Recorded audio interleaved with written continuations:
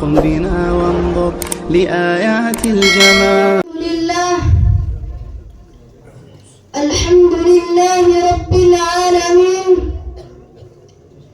والعاقبة للمتقين والصلاة والسلام على سيد الأنبياء والمرسلين وعلى آله وأصحابه أجمعين.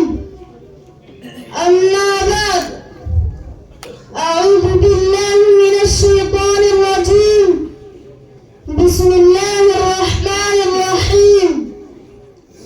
وربك يخلق ما يشاء ويختار. صدق اللہ العظیم. محترم حضرات، آج کی اس نورانی عرفانی بزم میں آپ جیسے ہی وقار ارباب کے روبرو دوران خطبہ قرآن مقدس کی جس آیات مبارکہ کا سہارا لیا ہے اسی کو موضوع گفتگو بنانا چاہتا ہوں. اس میں خالق کائنات کی دو صفتوں کا تذکرہ ہے. ایک صفت تخلیق